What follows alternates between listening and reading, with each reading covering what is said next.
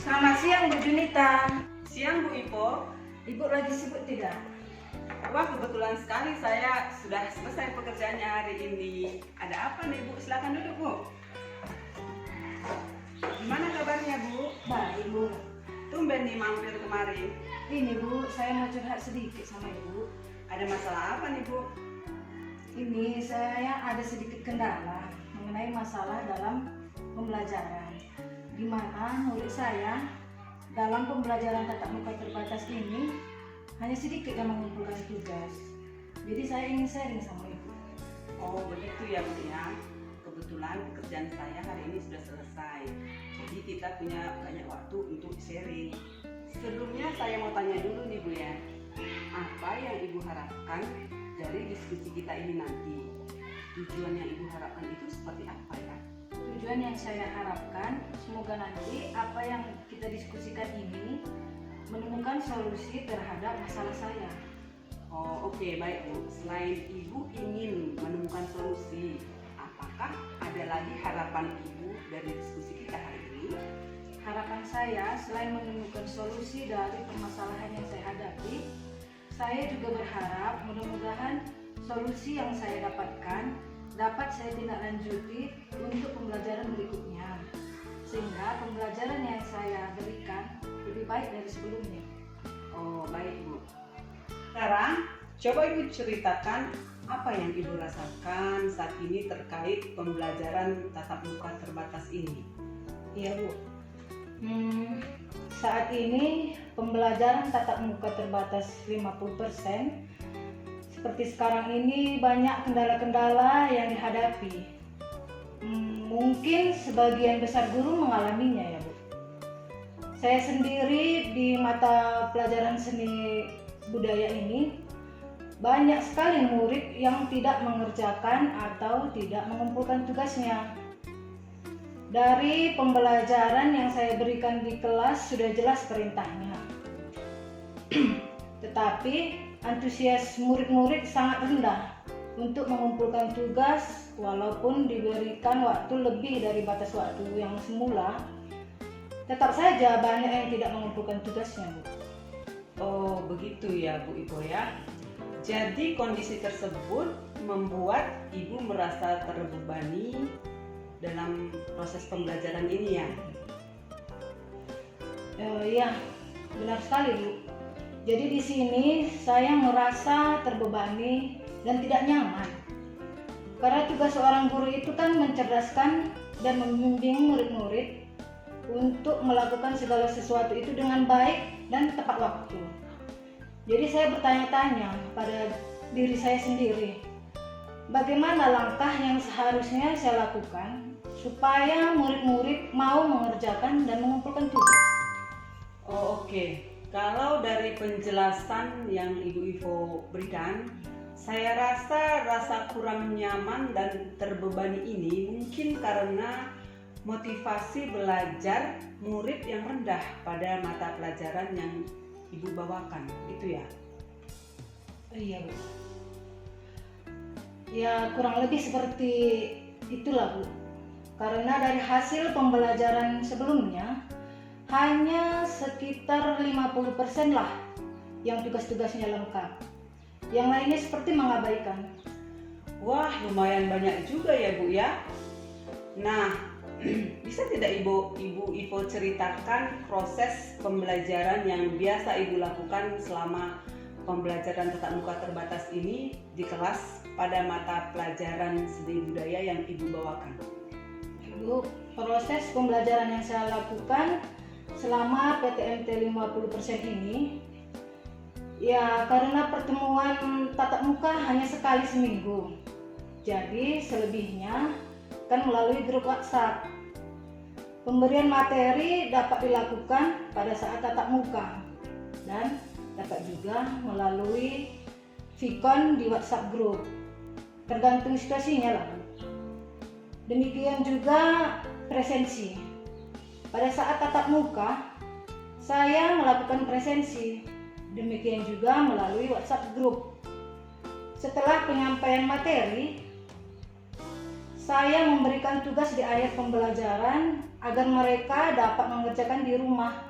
Karena waktu penyelesaian setiap tugas, saya selalu memberikan waktu yang saya rasa sangat cukup lah, Bu. Melalui grup WhatsApp juga saya tak jemu-jemu mengingatkan mereka untuk mengerjakan tugasnya. Tetapi kebanyakan yang tidak mengumpulkan. Jadi saya bertanya-tanya, saya salahnya di mana ini? Saya juga sampai pernah memberi peringatan kepada murid-murid, jika terlambat mengumpulkan tugas, toh nanti kan tugasnya semakin banyak atau double ya. Tetap saja banyak yang tidak peduli dengan peringatan yang saya berikan. Oh begitu ya Bu. Oke, saya sudah paham nih. Karena saya juga merasakan hal yang sama ya Bu ya.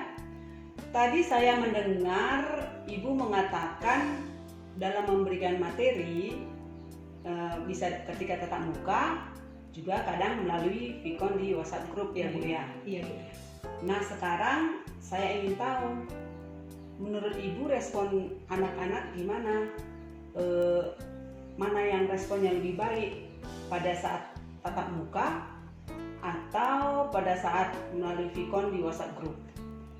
Dari yang sudah saya lakukan, menurut saya anak-anak itu lebih suka dengan tatap muka.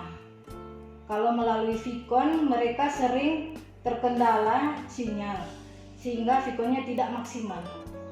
Ditambah ketika Vicon mereka lebih banyak yang tidak ikut dengan berbagai alasan selain kendala sinyal. Salah satu contohnya ketika saya memberikan kuesioner online, seperti misalnya menggunakan Gform atau Quizzes. Tidak banyak yang merespon Bu. Mungkin karena tidak langsung bertatap muka kali ya. Dalam pikiran mereka, ibu itu kan nggak melihat. Saya nggak kerjakan juga, dia kan nggak bisa melototin atau marah sama saya. Begitu. Begitulah kondisinya jika minat dan motivasi belajar sangat rendah Bu. Oh ya, oke ya Bu ya. Baik. Itu tadi tentang pemberian materi ya Bu ya. Ibu merasa lebih baik pada saat tatap muka ya Bu ya. Kalau pemberian tugas bagaimana Bu? Bagaimana teknik pemberian tugasnya? Terus bagaimana juga bentuk-bentuk tugasnya? Tidak berbeda dengan pemberian materi Bu. Pada saat pemberian tugas pun saya rasa lebih baik ketika tatap muka langsung. Jadi mereka bisa langsung mendengar dan mengerjakan di sekolah. Karena ketika tugas itu tidak selesai dan harus diselesaikan di rumah, nah disinilah menjadi pokok permasalahannya Bu. Tugas yang menjadi pekerjaan rumah itu banyak yang tidak mereka selesaikan. Jadi bagaimana membangkitkan minat dan motivasinya, inilah yang belum saya temukan Bu. Oh oke. Baik Bu.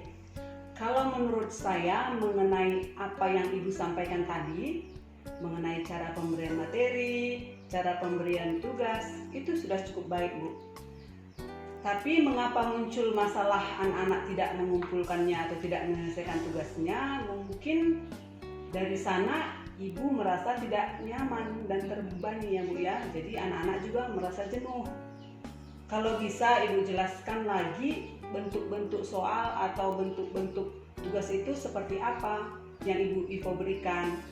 Apakah Ibu Ivo hanya memberikan mereka tes tertulis saja seperti itu ya Bu ya, atau ada produk-produk yang dihasilkan? Bisa dijelaskan lebih spesifik Bu? Begini Bu, bentuk tugasnya ada yang dari buku paket, Ada juga tes tertulis yang berupa pertanyaan-pertanyaan. Dan untuk produk yang harusnya dihasilkan juga ada sesuai dengan materi yang sedang mereka pelajari. Tapi mungkin cara penyampaian saya yang monoton kali ya Bu. Jadi anak-anak itu mungkin merasa bosan. Nah, jadi Ibu Ivo sudah tahu kemungkinan penyebabnya ya, bahwa motivasi belajar anak pada saat pembelajaran di kelas Ibu itu rendah itu ya karena penyampaian materi, dan bentuk tugasnya yang Ibu lakukan itu sifatnya membuat anak jenuh, bosan ya Bu ya, mungkin begitu ya Bu ya. Kalau dari koreksi dan refleksi yang kadang-kadang saya lakukan, memang saya merasa ya seperti itu.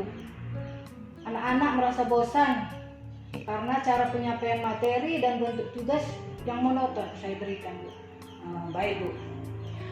Ada lagi tidak hambatan-hambatan yang Ibu Ivo rasakan selain bentuk tugas dan penyampaian materi yang monoton yang membuat anak bosan? Jadi kalau sudah bosan kan materi yang Ibu sampaikan itu kemungkinan besar tidak dibaca dan tugasnya kan tidak diselesaikan ya Bu ya. Selain dua masalah ini, ada lagikah kendala yang Ibu Ivo rasakan dalam pelajaran tatap muka terbatas ini? Selain itu, hambatan yang saya hadapi di PTM terbatas ini dalam pemilihan metode pembelajaran. Metode yang saya gunakan kemungkinan sudah old school kali ya Bu ya, atau sudah usang. Anak-anak milenial pasti akan bosan kalau lebih banyak diceramahi. Iya, oke Bu. Saya sudah dapat poinnya nih dari penyampaian Ibu Ivo. Tadi bahwa dengan metode pembelajarannya kurang interaktif ya Bu ya, cenderung monoton, menyebabkan anak-anak merasa jenuh. Bu Ivo, jadi sekarang sudah ketemu nih penyebabnya ya Bu ya. Sekarang bagaimana solusi yang akan Ibu Ivo lakukan ke depannya agar motivasi belajar murid pada mata pelajaran seni budaya yang Ibu bawakan ini dapat meningkat dan lebih baik lagi? Ya, untuk kedepannya rencana saya dalam pemberian tugas, saya akan membuat lebih bervariasi. Jika pada awalnya ketika saya memberikan tugas, mereka harus mengerjakan sesuai dengan instruksi dari saya. Untuk kedepannya saya akan lebih membebaskan mereka dalam pengerjaan tugas-tugasnya. Jadi produk yang dihasilkan bisa lebih bervariasi. Misalnya menggambar di kanvas atau membuat puisi. Karena bakat dan minat serta gaya belajar setiap anak-anak kan berbeda. Jadi saya harus tahu dulu atau memetakan dulu gaya belajar mereka.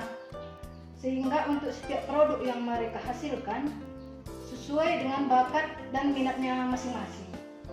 Jadi tidak ada paksaan dari kita guru. Ketika mereka melakukan sesuatu dengan bakat mereka, saya rasa mereka akan lebih antusias dalam mengerjakannya. Wah, keren nih. Menurut Bu Ivo dengan metode seperti itu bisa berapa persen kira-kira dapat meningkatkan motivasi belajar anak? Ya, kalau seperti itu saya optimis bisa naiklah ke 90%. Karena kalau sebelumnya monoton, mereka hanya 50% yang antusias. Jadi kalau ada perubahan saya yakin dengan metode yang saya rencanakan ini bisa naik ke 90%. Oh, oke Bu. Nah, saya dengar tadi dari yang Ibu sampaikan, pengerjaan tugasnya Bu Ivo akan menyesuaikan ya dengan kebutuhan dan gaya belajar anak. Ada yang bentuk gambar, ada yang bentuk puisi. Apakah maksud Bu Ivo itu mengarahkan ke pembelajaran berdiferensiasi ya? Pernah dengar nggak Bu Ivo? Pernah sih Bu, tapi gimana detailnya saya belum begitu paham. Gini loh Bu, dalam pembelajaran berdiferensiasi kita sebagai guru menyesuaikan. Kita tidak memberikan tugas kepada setiap anak itu sama rata ya. Jadi seperti yang Ibu sampaikan tadi, kita menyesuaikan dengan kebutuhan belajar si anak, seperti gambar dan puisi. Mungkin ada yang tipe belajarnya audio, ya hanya bisa mendengar, materi masuk ketika mereka mendengar. Ada yang visual dengan membaca atau menonton ya video. Ada juga yang kinestetik yang harus bergerak, misalnya menggambar. Wah, saya setuju sekali nih Bu Ivo mulai melakukan perubahan metode pembelajarannya dari yang monoton menjadi berdiferensiasi. Jadi mengarah kepada pemenuhan kebutuhan belajar. Jadi dari diskusi tadi, coba Ibu Ivo bisa nggak jelaskan kembali langkah-langkah apa yang akan Ibu Ivo lakukan berikutnya? Baik Bu, langkah-langkah yang akan saya lakukan selanjutnya, pertama-tama melakukan refleksi dari metode pembelajaran sebelumnya. Saya menggali apa kekurangan saya, kemudian menerapkan metode pembelajaran berdiferensiasi. Misalnya, kalau sebelumnya menyampaikan materi hanya dengan ceramah, untuk kedepannya dapat menggunakan video atau gambar dan sebagainya. Iya, itu beberapa hal yang Ibu Ivo rencanakan ya untuk mengubah metodenya. Dari beberapa rencana tadi, adakah rencana yang paling prioritas? Artinya paling segera harus dilakukan atau paling urgen lah begitu, sehingga dapat memecahkan masalah yang Ibu hadapi? Yang paling utama itu sudah pasti pertama-tama memetakan kebutuhan belajar murid. Dari situ akan diketahui gaya belajar, bakat serta minatnya. Ketika kita memberikan tugas dan mereka dapat mengerjakan sesuai dengan bakat dan minatnya, saya rasa antusias mereka dapat meningkat dan tugas-tugas pasti dikerjakan dan dikumpul. Luar biasa nih Bu. Jadi sekarang Bu Ivo sudah tahu penyebab permasalahannya. Kemudian Bu Ivo juga sudah sebutkan solusi yang akan Bu Ivo lakukan. Banyak solusi, jadi Bu Ivo kemudian prioritaskan ya yang harus segera dilakukan. Sekarang kita bicara tentang komitmen ya Bu Ivo ya. Komitmen apa sih yang akan Ibu Ivo lakukan untuk menjalankan semua rencana yang udah Ibu sampaikan tadi? Komitmen saya ke depannya sudah tentu selalu merefleksi diri. Kemudian mengubah metode pembelajaran dengan pembelajaran yang lebih menarik dan interaktif sehingga anak-anak antusias dan tertantang untuk belajar. Oke, komitmennya keren Bu. Jadi guru memang harus selalu reflektif ya Bu ya, selalu bisa merefleksikan diri. Tidak 100% menyalahkan anak yang tidak mengumpulkan tugas. Jadi kita kembalikan ke diri kita. Jadi siapa yang akan Ibu Ivo mintai bantuan untuk mengingatkan Bu Ivo untuk melaksanakan komitmen yang udah Ibu sampaikan ini?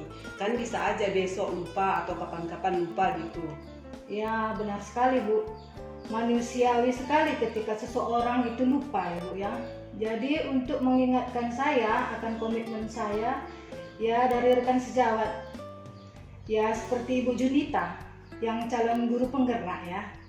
Ibu bisa mengingatkan saja akan komitmen saya ke depannya ketika saya lalai atau lupa Bu. Oke Bu. Jadi kerjasama dengan rekan sejawat ya Bu Ivo ya. Kita saling berkolaborasi, tidak dengan saya saja. Saya secara pribadi siap membantu kapanpun Bu Ivo butuh bantuan saya. Teman-teman yang lain juga akan siap. Kita saling berbagi, sharing praktik baik untuk meningkatkan pembelajaran. Luar biasa sekali ya Bu Ivo, sudah ketemu penyebab dan solusi. Kemudian rencana yang akan dilakukan, bahkan komitmen dan orang-orang yang bisa membantu untuk mengingatkan komitmen itu. Nah sekarang saya mau tanya bagaimana nih perasaan Bu Ivo sekarang? Ya, sekarang sudah lega karena masalah yang saya hadapi menemukan solusi dan solusinya berasal dari saya sendiri. Saya juga merasa senang bisa sharing dengan Bu Junita. Ibu sudah mengarahkan saya kepada solusi dan tindakan yang akan saya lakukan ke depannya, Bu. Iya, Bu. Tetap semangat ya, Bu ya. Saya juga berterima kasih nih, Bu ya. Saya juga banyak belajar dari Ibu Ivo hari ini. Ya, terima kasih banyak Bu untuk waktunya. Terima kasih.